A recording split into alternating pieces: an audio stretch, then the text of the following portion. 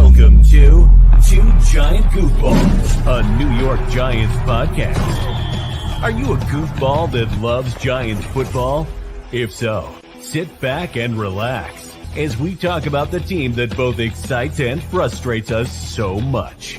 And now, here are your goofball hosts, Drew and Rob. Welcome, fellow goofballs, to Two Giant Goofballs, the New York Giants podcast. I am Drew, joined as always by me, Rob, on this Monday night show. Monday night. Night. We haven't done that in a while. I know. I'm getting excited. Listen, dude, it's like a month away before preseason games and getting hyped up.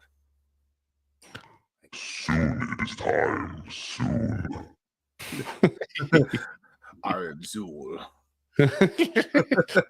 Makes things too much fun.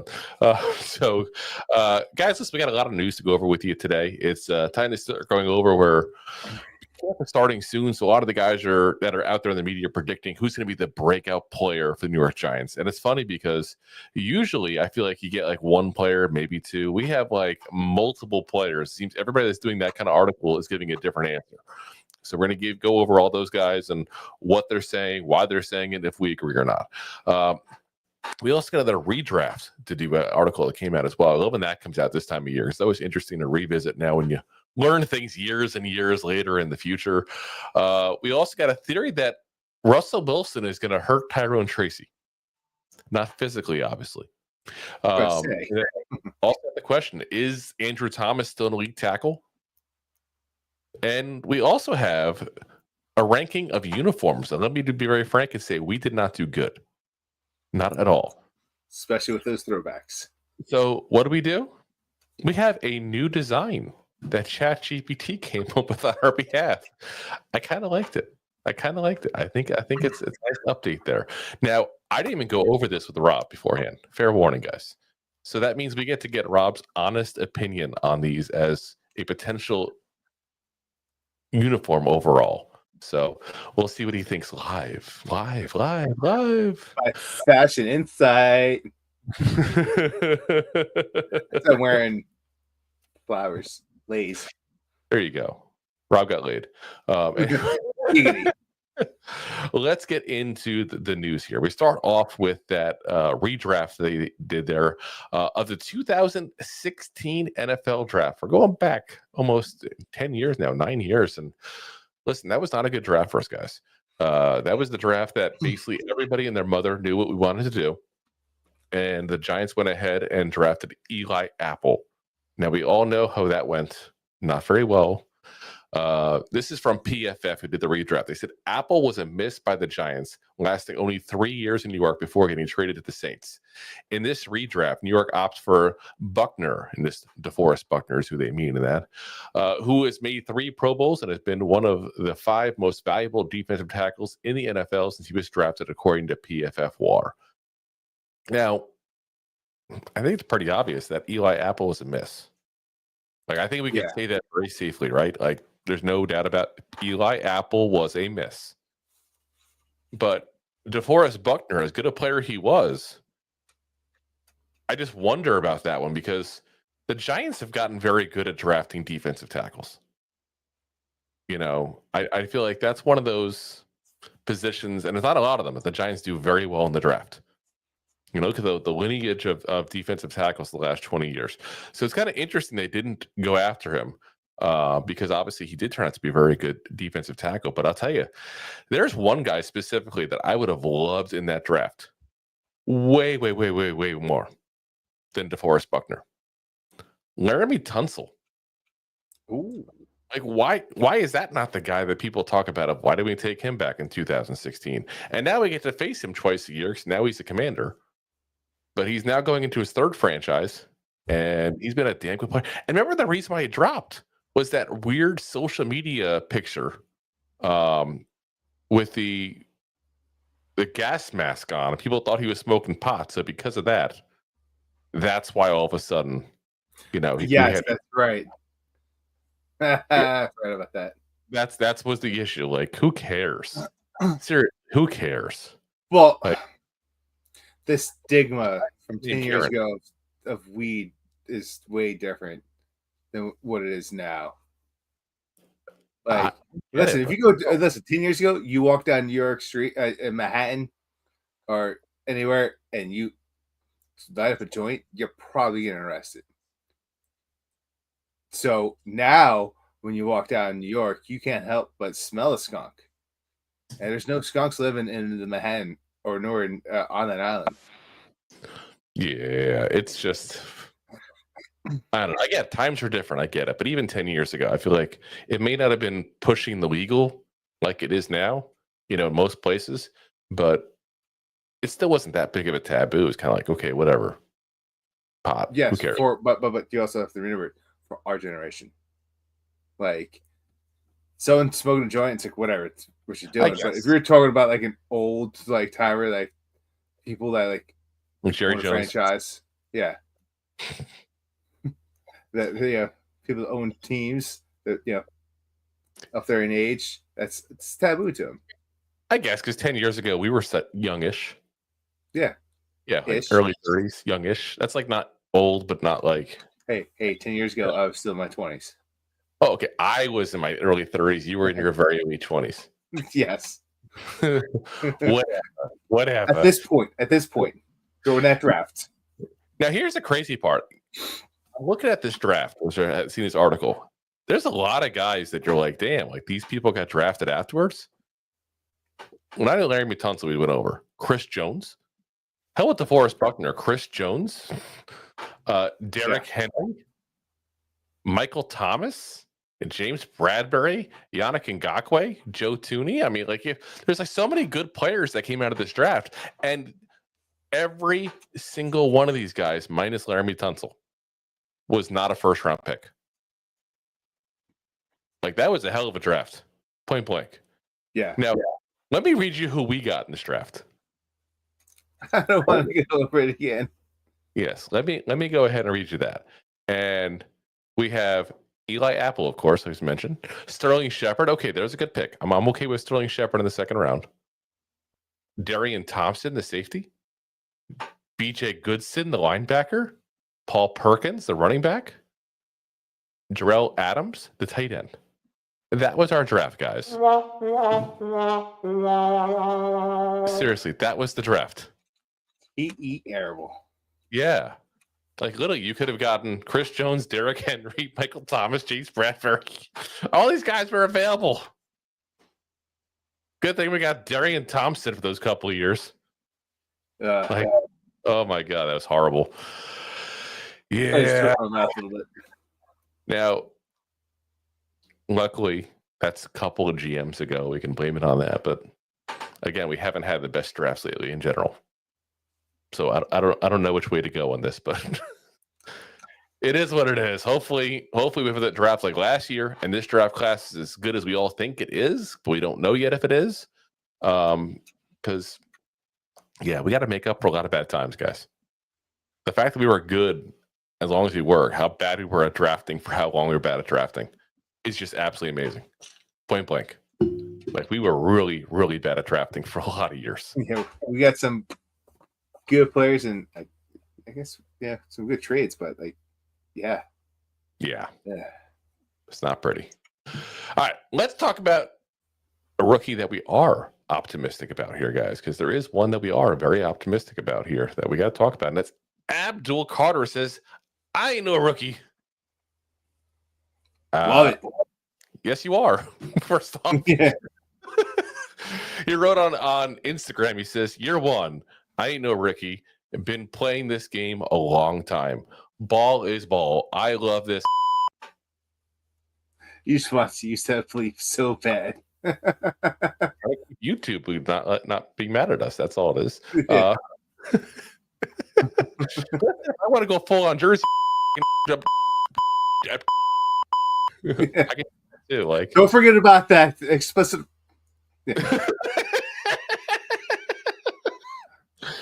You gotta have the button to do that. You gotta have the button. You're supposed to be right there, man. You're a terrible censor. You're a terrible censor. New Jersey, we're not good at censoring. 1015 is really good at it. When you slip on by, they drop you. Oh gosh. But again, that's what he said. And I feel like we've been trying on this show to help so much to help Abdul Carter and help the expectations people have on him. And for whatever reason, he wants it. Yeah, like he keeps. Let's go after LT's number. Let's go ahead and say I'm not a rookie. Let's go ahead and stop. Yeah, please stop. Come on. Start playing football. Get to where you're good in the NFL, which you might already be there. We'll find out. We don't know. Get to where you're good at football. And then talk trash. Then give yourself build up in expectations. Then do all these things you seem to want to do. It's too early right now. Listen, no one wants a guy that's going to talk a whole bunch of Drew, get it ready. No one wants a guy that talks a whole bunch of shit out there. Drew, you're terrible. You're in Jersey. I can't hit the censor button if I don't know you're going to do it. I literally just told you to get it ready. I can't help myself. But no one wants a guy talking a whole bunch of shit out there and then go back out. Then go out there and play like complete dog shit. I never know when it's coming, so I'm just hitting the button. This segment should be called "Fun with Buttons," but I mean, yeah, all kidding aside, all buttons aside here. Carter is setting himself up, and he's got to recognize you're in New York. You're in an area where the media gets a little, I don't want to say like ballsy, because most of the Giants media really isn't that, like, they're not the cutthroat kind of people. They're really not. And a lot of that's because the Giants rein all that in, basically say, if you don't do nice things, we're not going to give you access. But what it still boils down to is you still have the New York Giant, the New York media as a whole there. And if there's anybody who's going to pounce the second you go after a couple of bad games and you give yourself that kind of, I'm no rookie, like, you're a rookie. You are a rookie. And I got a lot of confidence in Carter, don't get me wrong. But there's a learning curve.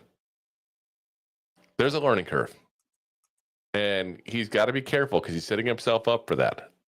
And that's not good. Like, you got to expect you're going to need a little learning curve. Plus, I still got my concerns at him injury-wise. Let's not even glance that over. Like, you still got the shoulder injury from the bowl game. You still got the foot injury that he had in the underwear Olympics there, or the combine. It's like you still got stuff you got to figure out. So, don't set yourself up for that, because you don't know what's going to happen. Let it go. And then people are pleasantly surprised when you do amazing, when they expected some struggles. Set the expectations right. So he's not going to do it. We're going to do it. He's going to move around. He's not going to be dominant. It's a rookie year. You want him to become a dominant player. You can expect it right off the bat. That's the situation we're at. So, well, we'll see what happens. We can only, like I said, you lead a horse to water, you can't force it to drink, though. But let's talk about. Oh, go ahead. Oh, you there, Rob? Nope. I think we lost Rob. All right. Let's talk about Abdul Carter, though, as a breakout player, because we do got to talk about that as well, because we talked about it again. Breakout players, this is the time of the year people are talking about who's going to be a breakout player, who's not going to be a breakout player. And this is from the Athletics' Charlotte Carroll. It did an article listing potential breakout candidates for each NFC team. She said, of course, first off, she picked Abdul Carter as the breakout guy for the Giants there. And she says the caveat is that it's hard to get a sense of just how dominant a trenches player can be without pads in the spring, which she's right on that one. But Carter shows the flashes of why he was the number 3 pick this year. He has the potential to be a game wrecker, and the Giants' outside linebacker room should be its strongest position group, thanks to veterans Brian Burns and Kayvon Thibodeau. The question now is, how the snaps will be divided between the three and how much moving around Carter will be doing as a versatile player. And that's what you got to expect. Like, he's going to be moving around. And that's why we said earlier about keeping the expectations somewhat lower, because he's going to be moving in probably to linebacker at times. He's going to be potentially covering at times because he's actually a very good pass coverage guy. People love to talk about the pass rush guys, and I get it. It's a fun part of football. Who doesn't love it? But there's also other nuances he's also very good at. And to take all of that away and not go ahead and look at all about that part and just focus purely on the pass rush would be wrong. But, you know, the voting guys, the people that vote on Rookie of the Year and MVP and all that kind of stuff there, they look at the money stats, the ones that get you the high volume of views, the guys, the ones that go ahead and get you all the, you know, the high dollar contracts. And sacks is that for a guy who's an edge rusher or a linebacker, you know, whatever position you want to put him at specifically there. There's more to it. He's going to be all over the place. And I have a feeling he's going to be a guy he's going to get some sacks, don't get me wrong. But I don't think he's going to have that Micah Parsons kind of rookie year. I think what he's going to do is he's going to be more of the guy who's going to get you 6-7 sacks, play inside, play outside linebacker. He's going to cover well. He's going to move around. He's going to be a good player overall. Year 2, year 3, that's when I expect dominance. That's just more realistic. You know, but again, like she said in the article, it depends on what they do with them. We don't know what they're going to do. You know, we have no clue whatsoever. And I don't want to know. I want that to be a surprise as the season begins. So let's see what happens with him overall. And hopefully I'm wrong in trying to simmer down the expectations. And hopefully he is a really, really amazing rookie kind of player. You know, like a second coming at LT. I love it. But we gotta, like I said, a little bit down on the expectations there for him. So let's talk about other guys mentioned as a breakout player. And this is a guy that I actually think is legit potential breakout player for us here. Tyler Nubin, who, quite frankly, I was really high on coming out of the draft. I know Rob was as well. This is coming from Pro Football and Sports Network. They said, Tyler Nubin made an immediate impact in the New York Giants secondary, quickly establishing himself as a reliable presence on the back end. The second-round pick out of Minnesota started 13 games as a rookie before an ankle injury cut his season short, finishing with 98 tackles and 4 tackles for loss. Nubin's instincts and tackling ability helped stabilize the defense among the league's better units for much of the year before fading down the stretch. With the departure of Xavier McKinney, who are in all-pro honors in Green Bay, the Giants are looking to Nubin to step into a leadership role in his second season. Nubin showed flashes of high-level play as a rookie, and now is the opportunity to build on that foundation. If he continues to develop, he could become the next cornerstone of the Giants' defense and a key figure in their secondary for years to come. And yeah, that's 100% all correct what they said there.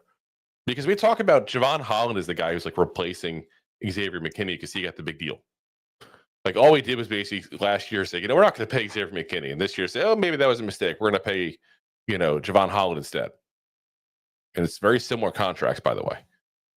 But Nubin was the guy last year was supposed to basically go ahead and attempt, I do say, to replace McKinney. And we said it going into the season, like you can't expect big things out of him because it's not fair to put those expectations on a rookie. Same as we're saying the same this year with Abdul Carter. So we're consistent at least. But second year now, again, he's high expectations, second round pick was, in my opinion, at least the best, you know, safety in that draft last year. I'm expecting him to step up, and the big way I'm hoping he's going to step up is going to be the takeovers, you know, the takeaways. Like he needs interceptions, and he did very good at that in Minnesota. Like was one of the big things about him. We thought, oh, this kid's going to be great. He's going to be a center fielder. He's going to do all the things you want him to do as a safety, and he still played well. Don't get me wrong, last year. But he was more of a run stopper, more of a pass breakup guy. Wasn't the guy going ahead and getting, you know, the interceptions, which is what you need. So, you know, if you look, he had 9 interceptions last 2 years in Minnesota. 9. It's a decent amount. I mean, he basically, had 5, 4, and 3 the last 3 seasons in college. So he was building up. You expected, some of that to carry over into the NFL and just didn't for whatever reason. So hopefully he adds that to his repertoire, so to speak, gets into that turnover treasure chest there that Shane Bowen's been talking about. And we have a next level version of Tyler Nubin, who truly can be an absolute leader in that secondary, because that role is not quite yet there. Javon Holland's been kind of taken to a certain degree because he got paid. Money brings expectations of leadership to a certain degree. He's also kind of the veteran now in that group. Scary as that sounds, he's been around for a few years now. He's kind of the veteran. But this is a guy that has that potential this year. And this is the guy that I think would potentially be the next star of the secondary, Tyler Nubin. I still got higher hopes for the guy. So another breakout guy, potentially. And this is a guy that I got to say, it's not getting enough respect for what I think he can do in the NFL. I really don't think he's getting enough. And that is Darius Alexander. So as we got Rob back here, back from his timeout. Back in timeout. Womp. There he goes. Whoops. Whoopsie daisy. Oh, wrong one I hit still. There you go. So anyway, like I said, Darius Alexander, that's the next breakout candidate we have here. And this is a guy that, quite frankly, is going to be a guy that you look at going, okay, a 3rd-round pick? That's what you think is going to happen? The guy who is, with 2 players on the Giants even picked ahead of him. But yeah, that's what I do think. Like, I really think that he's going to be a guy who's going to break out. And it's weird because I'm saying temper your expectations when it comes to, Abdul Carter. And I'll still say that all day long. Darius Alexander is a guy that has a chance to make an impact right off the bat.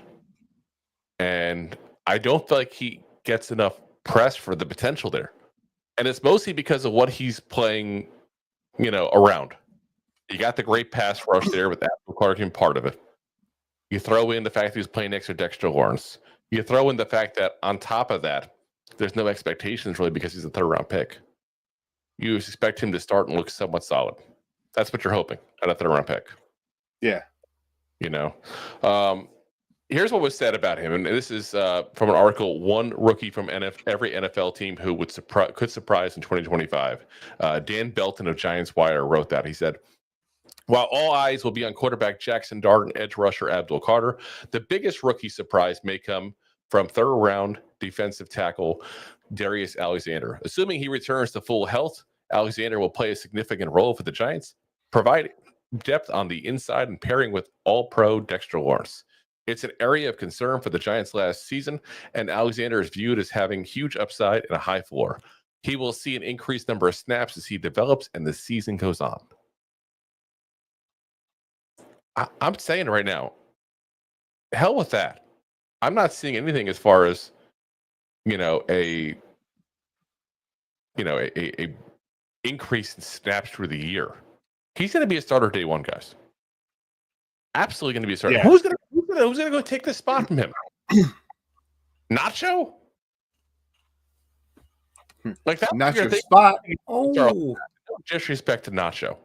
Like I like Nacho. Only because not to name drop like I know Jay likes to accuse me of, but again, I've met the guy before. He's a really nice guy. I met him before he was a Giant, even when he was still with the Bucks. Really nice guy, down to earth guy, friendly guy. But quite frankly, he's not a legit starter. He's a backup.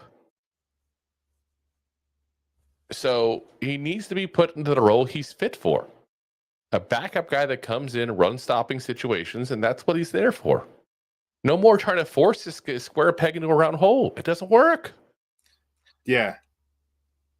Darius Alexander, point blank, balled out. Balled out at the Senior Bowl. What? Are you wanting me to censor again because I said balls out? No, not. Well, for the Jay. Thanks, Jay. Oh, he says you're making Rob hungry when you say nacho. Yeah. Nacho. Nachos sound good, actually. You know, I could go for some like pulled pork nachos. That's the only way to do nachos right. I'm sorry. I know it's like not authentic in any way, shape, or form. I don't care. It tastes good. It's amazing. That salty of the chip with the mixed with the pulled pork. Yes, we got to stop this. Back to Darius Alexander. Anyway, like I said, Who's serving out, Jay? I'm expecting a really good year out of him. I'm expecting a guy who's going to be a solid performer. I think 5-6 sacks out of the defensive tackle position, which keep in mind, you have a lower number you expect from a defensive tackle. I think he's going to have like 5-6 sacks. I think he's going to be that kind of player. And again, playing next to Dexter Lawrence, he's never going to get double teamed. You're going to double team Darius Alexander? Yeah, right. To leave Dexter Lawrence by himself? Dexter Lawrence would love that. Man, be dancing all day long. Fans will love that as well. Sexy Dex in the house. Yep. And that's one thing I'm going to be curious about. What you're going to see is if he's as good as I think he's going to be. I want to see if what happens is you start getting into a situation where Dexter Lawrence gets less double teamed. He was double teamed like 75% of the plays last year, guys. That's insane that he still did what he did. But imagine if he was only, 50% of the time double teamed. 40%. Which is still a high number. That's still. Well, I mean, you turn around and say he gets, double team for 40 to 45% of the plays. Yeah, literally, 35 to 40. Like it's literally half the footy was double team. Like how much more production can he get? It's insane. To think this man didn't even reach his ceiling yet, technically. Because he was injured last year, because he was getting double teamed so much, he had no help around him on the front three. He had a couple good edges, obviously, in Thibodeau and Brian Burns. But imagine with somebody even somewhat capable next to him at the defensive tackle position. And I think Darius Alexander is more than somewhat capable. I think he's legit capable. I think he's going to be a guy that we'll look later on and go, wow, how did he drop to the third round? We had a second round graded him all day long. Remember that? We did. And it's also like he's going to shine behind Sexy Dex because he is. There's no way you don't. Like it's like Mark, they're going to talk about how this was a steal of the draft. Yeah. Yeah, no, it's like I said, I'm expecting big out of him there. Now, one more guy that's listed as a potential breakout candidate.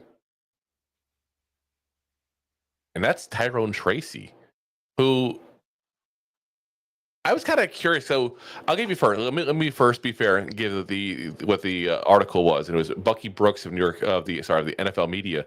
He created a whole all-breakout team, and Tyrone Tracy made the roster. He said after rushing for 839 yards as a rookie, the fifth-round running back has an opportunity to surpass the 1,200-yard mark in an offense that features more efficient quarterback play with veteran leader Russell Wilson set to take over from Daniel Jones.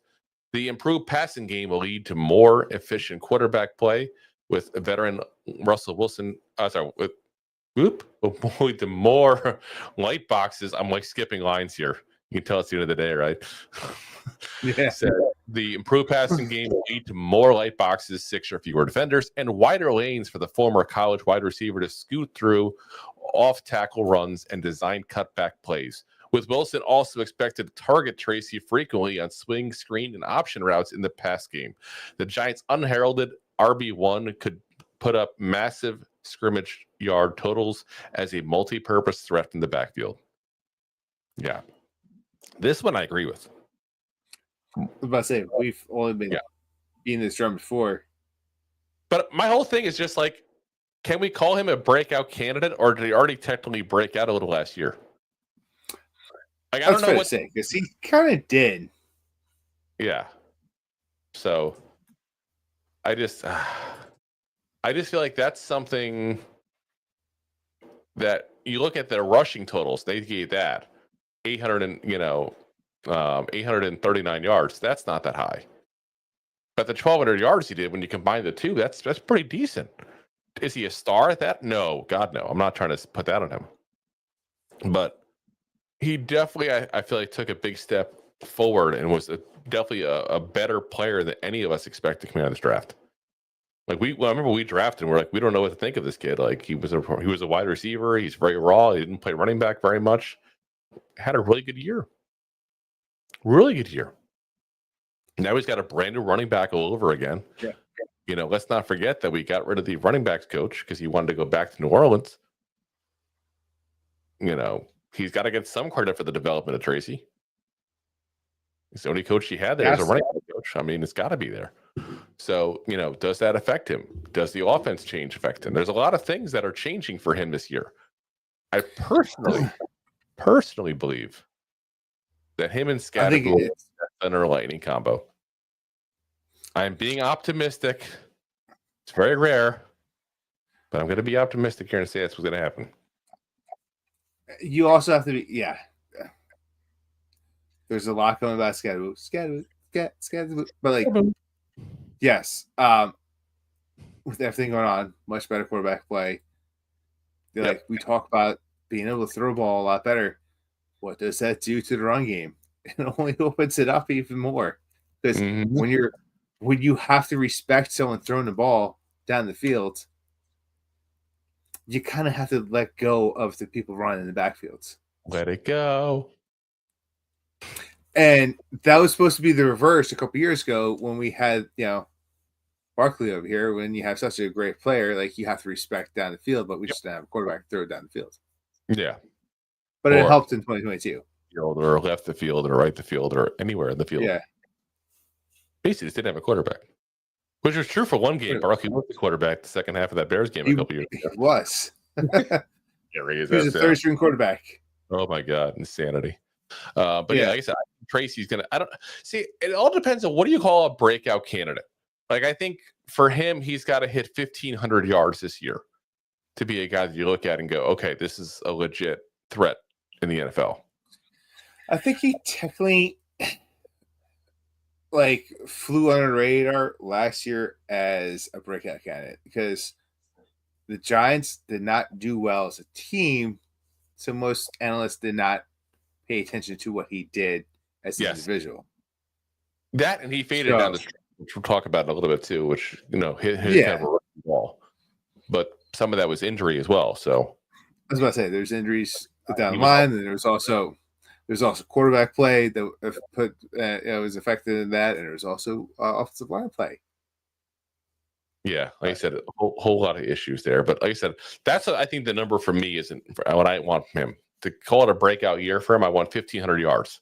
Like 1,000 yards rushing, 500 yards receiving, or 1,100, 400. 1,500 combined. Yeah, like 1,500 combined is what I'm expecting. And I don't think that's that crazy nowadays. You get him like 1,500 yards total, get right around like 700-800 for Scattergood at that point, whatever you get from Adamotor. Yeah. A decent running game. And a running game that a lot of these guys are very good, by the way, catching the ball too.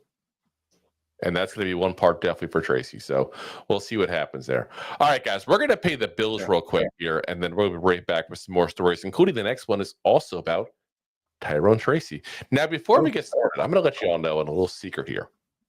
We are three subscribers away from hitting to 1,400 subscribers on YouTube.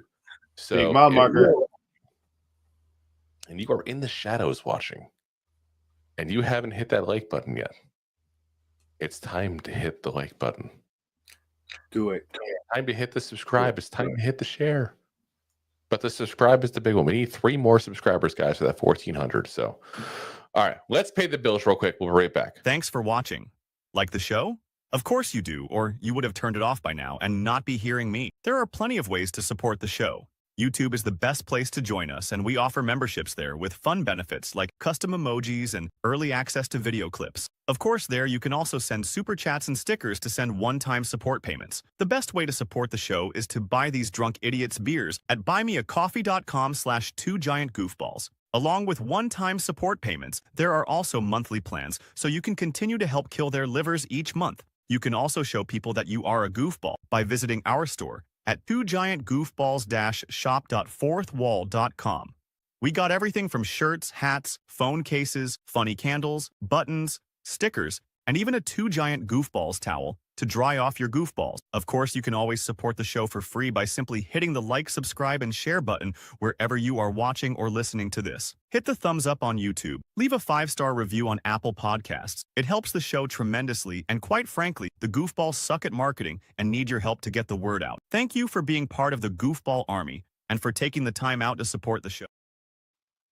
Alrighty, guys, let's get back into Tyrone Tracy here. We've got another story about him because there's been the suggestion made that Russell Wilson's going to hurt the running game, and Tyrone Tracy specifically. I know Jay will be all about this because he just loves hating on Russell Wilson here, but we do because there are some legit points being made here. I don't necessarily agree with them, but they're being made. This is coming from Dan Duggan at The Athletic, and he said, Tracy averages 15.8 carries for 86 yards in the first 6 starts last season. He then averaged 12.1 carries for 42 yards in his final 7 games.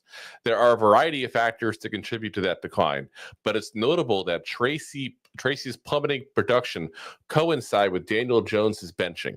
For all of Jones's limitations as a passer, he was a legitimate running threat who created lanes on zone reads. Replacement Drew Lock and Tommy DeVito were non-factors on design runs. Wilson's effectiveness and usage as a runner has declined as he has aged. He's had designed runs on 3.3% of his plays last season compared to 10.1 for Jones. It'll be interesting to see how having a much less mobile quarterback impacts Tracy's production. Yeah. It'll also be a lot more interesting to see a quarterback be able to throw the ball, That's my 20 yards point. down the field. Thank you. Like, I understand what they're saying. I get that, but not every play has to start. Just saying, Not every play has to be thrown behind the line of scrimmage. You could throw it 10 yards past the line of scrimmage as long as you're starting off behind the line of scrimmage. 20 yards down the field. And guess what that does for the players behind the line of scrimmage? It opens them up because you have to respect the deep ball. We just talked about this. That's exactly what it is. And, the fact that Jones ran on 10% of the plays just tells you how bad the offense was. He didn't. How many of them were designed, like we said, and how many were they actually designed? Like, you say 10%. Yeah, But how many was, I don't think I could throw that ball 15 yards and make that pass. That's the problem. They said designed runs as if they know what the plays were called. Yeah. And that's part of the problem you're into. But again, just based on that, even at 10% of the calls are runs for Jones, that's an issue. Designed or not, that's a goddamn issue. Now, don't get me wrong, some of it's the offensive line.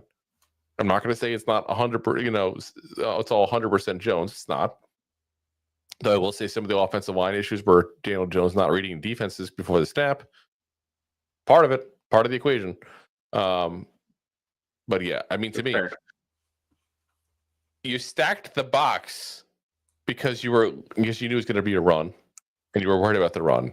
You then stacked the box where now Daniel Jones is running the ball. And now you didn't know who to go after, and that helped to create the illusion of some kind of semblance of balance. And then you stopped, and now there was stacked box with one guy running the ball. So yeah, he's not wrong what he said for last year. But the difference, like you said, if you can throw the ball, then yeah, that's going to make a difference.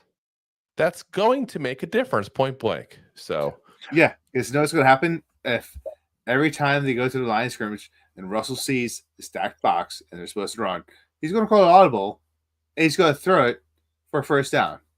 Yep. So, you know what? Hurt the run game. See what happens. Hurt it for the first 4 games. See what happens. Yeah. And you know what? You stack the box. That's going to be a great thing for this offense. I hope they stack the box because you're going to have Slayton and Hyatt running down the sidelines. I don't know about Hyatt. He might get stopped 2 yards down the field with the press coverage, but you're going to have Neighbors running down the field. You're going to Wandell have doing a slot. Like, it doesn't matter. Like, Russell's going to have opportunity to throw the ball down the field. Yep. And That's the crazy thing is, if you're a defender, let me ask you this, Rob. I'm curious your thoughts on this one. You're a defender, okay? You're your defensive coordinator for a second, and you're Washington's defensive coordinator. Let's go that much further. Yeah. Week 1, you're facing the Giants. You're looking at this roster. Besides Neighbors, because that's the obvious one. I'm saying Neighbors is the one you're gonna have to. Yeah. Who are you trying to stop? Like, who's your number 2? Is it Russell Wilson or is it Tyrone Tracy?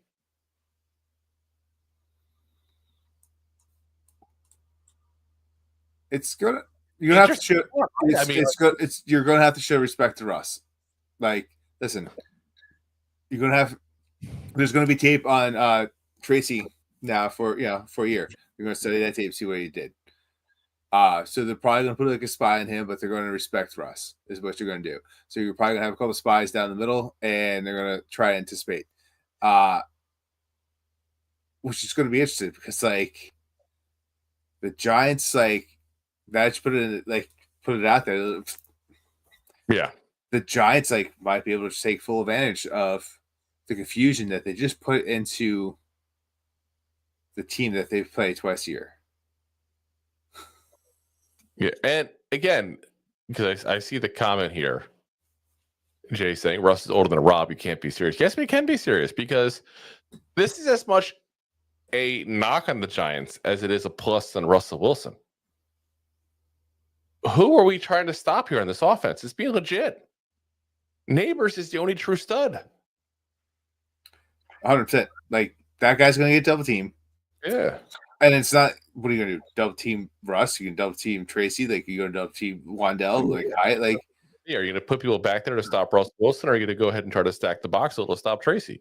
Like, you're going to try to make this a one-dimensional offense. It's just that's where I'm at. And again, it's not that Russell Wilson's that great. It's that this roster is that bad on offense. There's no studs. And he's still a massive upgrade over what we've had. Massive upgrade.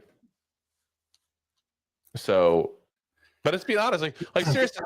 Okay, I gave you 2 answers before, Rob. Let's change this up a little. You're the Washington Commanders defensive coordinator. Week 1. Who are you trying to stop besides Neighbors? I'm not even going to give you the names. You pick whoever you want. It is the first half, because the second half is always going to be different. The first half, you're probably going to set up. You're probably set up spies to blitz the backfield, but leave a couple hanging to blitz a little later to go after the running back and the quarterback to make them throw the ball, see what happens, because Russ has some age on him, and you take away Neighbors and see what happens. But then you realize you have Wandale Robinson, and you also have Hyatt, and you have Slayton. So once you start throwing the ball down the field a little bit more, then it's going to change the offense, and then you're going to start letting up and throwing some more guys in the secondary, which then lets Tracy do what he has to do. See, here's the weird part. Like, if you look at Russell Wilson, and I'm gonna throw the knocks out there that are on Russell Wilson the last couple of years. He takes too many sacks. That's one of the knocks. And he's slow to get the play going. If I am the defensive coordinator, I'm going after trying to stop him because I want to make it one-dimensional. I'm going to put a linebacker on Tracy as a spy, and I'm going to go ahead and throw everything, including the kitchen sink, basically at the Giants until they prove they can block it. And I'm kind of trying to stop both. Yeah, that's what I'm saying. Like, you're going to put a couple spies back there. I'm not saying necessarily just go one or the other, because you get alternate plays, and that's the point of the spy. Is you go like, hey, watch these two what they're doing, and then anticipate. Exactly. So. All right, a couple questions I see here real quick before you go on to the next one there. Perry Max up and says, thoughts on JPP? He should come back to the Giants to retire. And that's it. So that's where it's at. He's just, I mean, that's where it's at. He's washed. In Patriots, I see you there, man. Patriots 12 and Jay talking about the Super Bowls. The Super Bowls feel like 100 years ago. Jay says, and he says, tell me about 100 years ago. They have 4 titles. Who cares? I'm going to go further and say they have 8 titles. They do. That's where I'm at. 8 titles, guys. By And the way, 2 giant losses. I do want to thank a couple people because I asked you guys before we cut off to pay the bills there. I said, we're this close to hitting 1,400 subscribers. So if you guys could help us out and hit that subscribe button. We're at $13.99 now. We need one more, guys. Oh, Yes. guys. That's literally all we need. You guys got this. I know you do. One subscriber to rule them I just having fun with this soundboard. It's gonna be a lot of fun now. But like I said, appreciate you guys who did subscribe there. Like I said, we got one more. So if you haven't subscribed yet, you can be number 100. All right, let's get into our next topic here. We had a couple more things to talk about, including we still haven't given you guys yet the viewing of the new uniforms that ChatGPT designed, that I designed with ChatGPT, and we're going to get Rob's live reaction to in a little bit here. He has no clue we're doing this. He and I did not talk ahead of time. Nope. I gotta say, they look nice. Like I would like now, and I will say ChatGPT didn't do exactly what I wanted to do, but I still like them. So, all right, let's get into the next topic here, guys. We got to talk about Andrew Thomas here, as Patriots 12 says pain. Let's talk about the guy who's dealt with a lot of pain the last couple of years. And we got to ask, is Andrew Thomas still elite? Because that's like a legitimate question, because how many years now has he been injured? Now, what started this, ESPN ranked all of the left tackles in the NFL. Thomas ranked number 10. Still not bad. Still better than 2/3 of the left tackles out there. But he was down from 8 last year. And, definitely has played a little bit worse the last couple of years, probably because of the injuries. He's been fighting them, trying to stay put, plus never really has a heal from one injury before he gets the next injury. As Jay actually, it's funny. I didn't see Jay put that there, but there's Jay with it too, agreeing. He says, hot take, he hasn't been great the last 2 years when he played. Good, but not great. I say this, he's been great, but not as great as he was. Yeah. He's living off in 2022. It's fair to say he's still playing great. Yes. Great, but not elite. But, yeah. He's like right. Yeah. Yeah. Like, I think 10 is right for him, actually. I think that's 100% right. Yeah, I mean, I haven't gone down a Rolodex in my head, so to speak, but he's not a top 5 guy anymore because of the injuries. Yeah, which is hard to say. Perry says if you release him today, he'd be picked up before the phone hangs up. 100%. I'm not suggesting cut him. Let me be very frank on that. Yeah. I'm not. But like I said, the injuries are starting to scare me. This is what they said anyway on ESPN. They said it's hard to call Thomas an upside play entering year 6, but some evaluators see a premier tackle who could be one of the best if he puts together a complete performance in 2025. A knee issue limited Thomas to 6 games last season. He still stopped the run at edge. This would make no sense. ESPN, he stopped the run. He blocked for the run, they probably mean. 79.9 run block win rate when he was out there.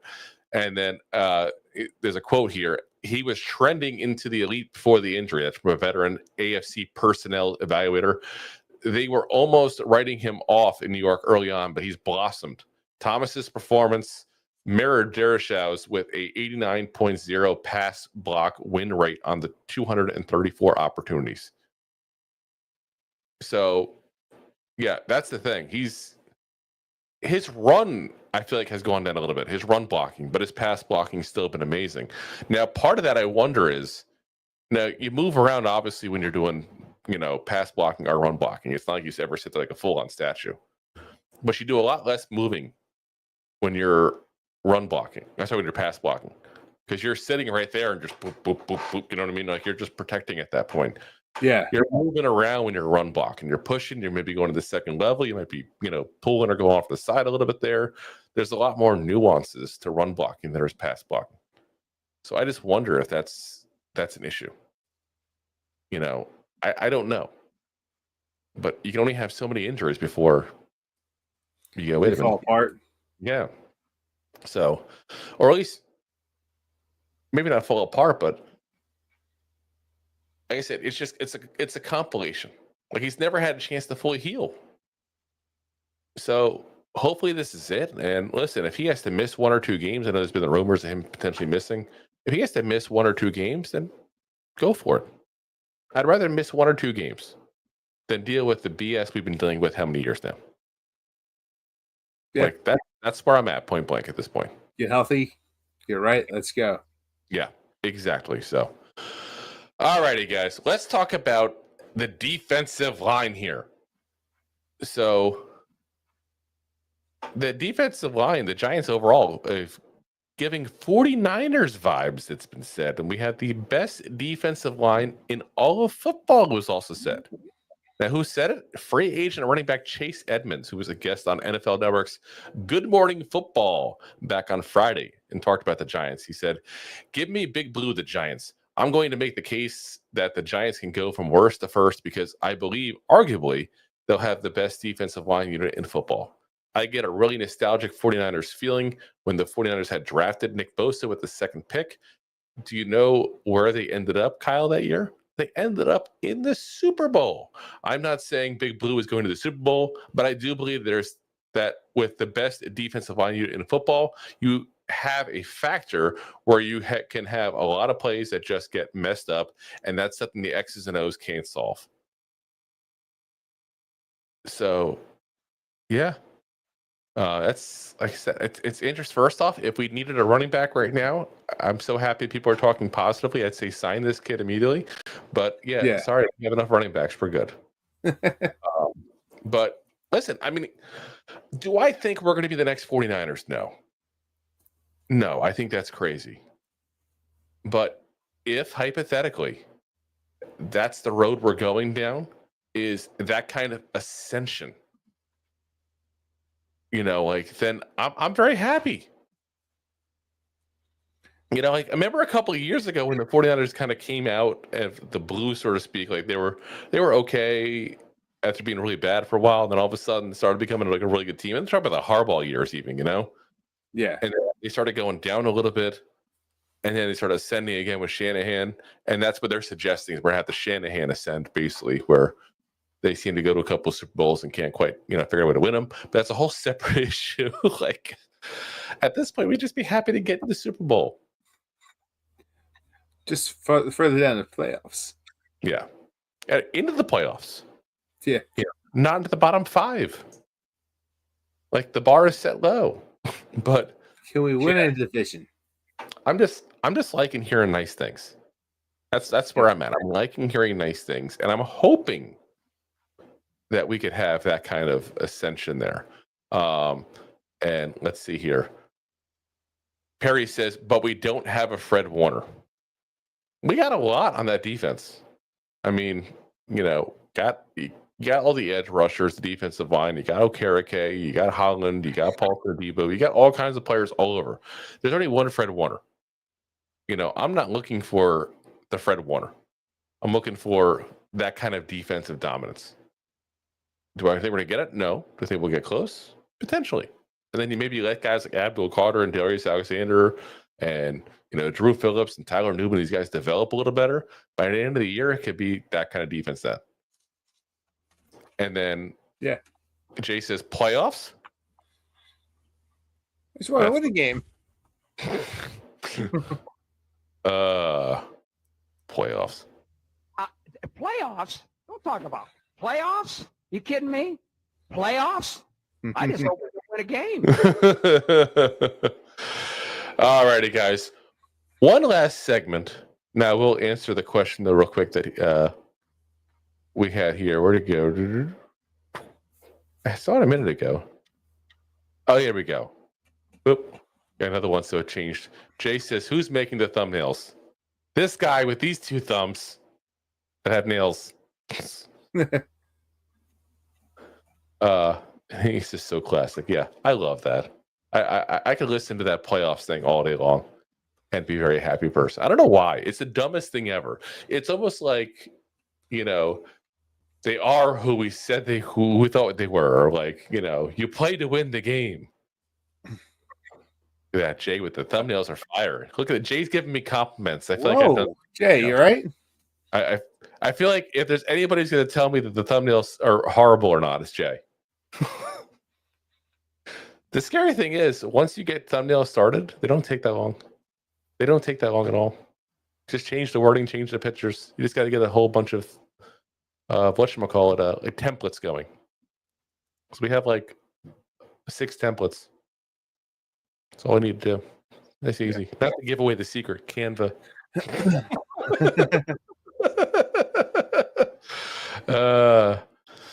He says, I'm not blowing smoke up people's we can't like most content creators. So let's get into that last segment here, guys, because is it time for new uniforms? Listen, I hear every single year people talking about how boring our uniforms are. And let's be honest, they're boring. Fans aren't wrong when they say that.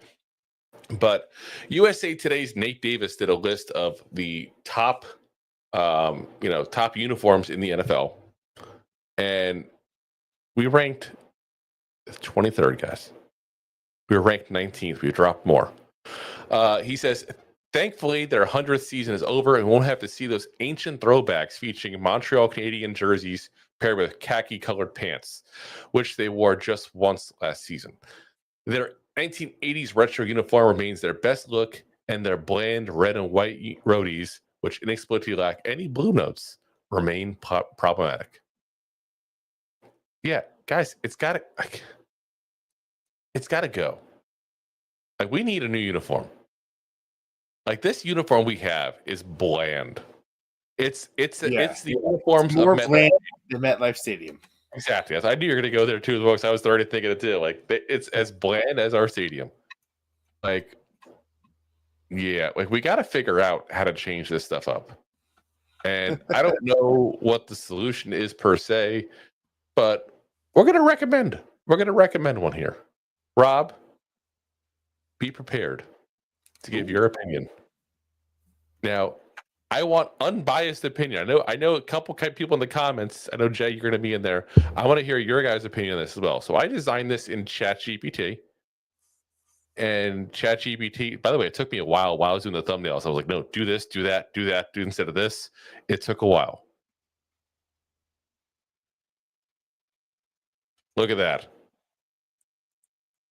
That's terrible. That's terrible? With the crotch is on fire, they got gonorrhea. Like, what's going on there? The skyline.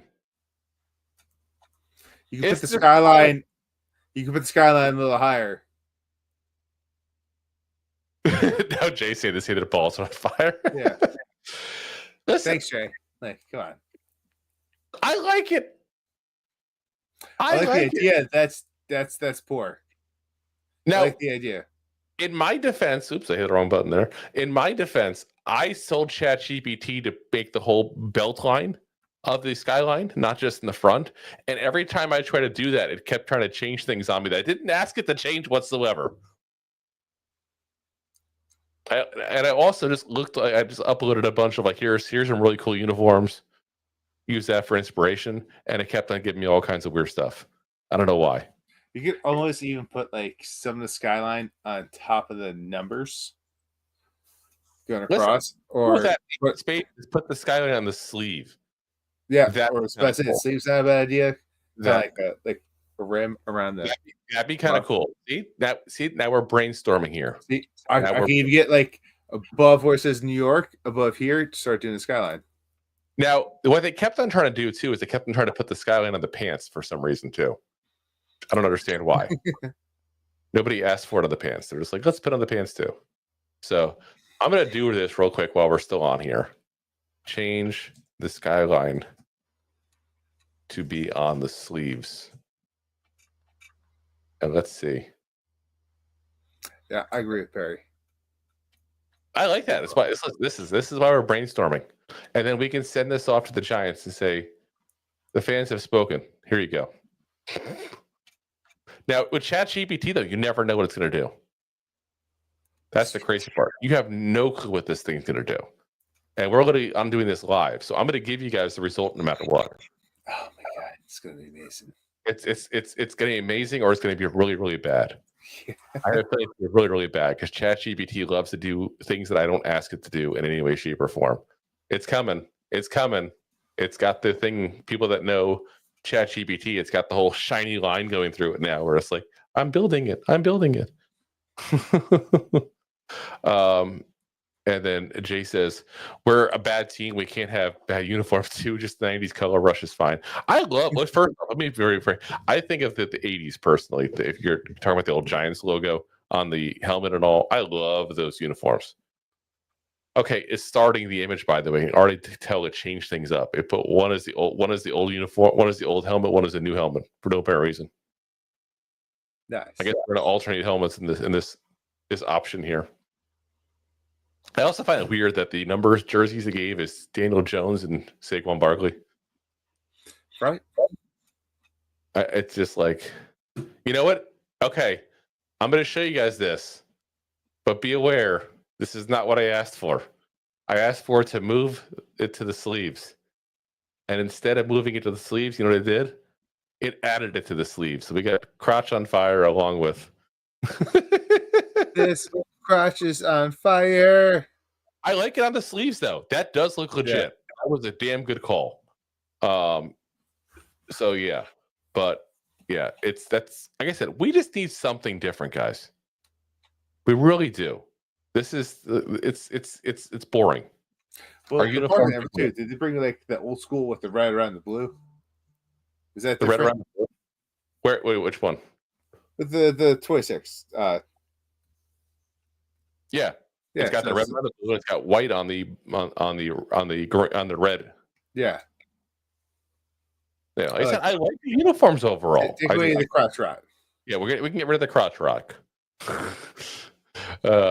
All righty, guys. Well, on that crotch rock note, this is going to call it a show here. Oh my god! Remember, guys, shampoo, comb, and some antibiotic. You'll be in the clear. Also, remember, we're still one subscriber away from 1,400. By the way, guys, we're still one. One is the loneliest number. So, guys, again, we'll be back again for you guys Wednesday night. As always, we are live on YouTube, our preferred platform, Facebook, Twitter/X, Twitch, and of course, Rob's favorite, my link. And of course, as always, we are available on the Next Day on audio podcast platform as well: Apple, Spotify, iHeartRadio, Pandora, all the big ones there. So if you guys haven't already, hit that like, hit that subscribe, hit that share button there. Tell a friend about the show. Because again, we suck at marketing. Without you guys' help, we are pretty much screwed. So appreciate you guys for watching, listening as always. And as always, Giant fans, go David! Thanks for listening to Two Giant Goofballs, a New York Giants podcast. We appreciate your support. Thanks so much. Please, I'm begging you. Please subscribe.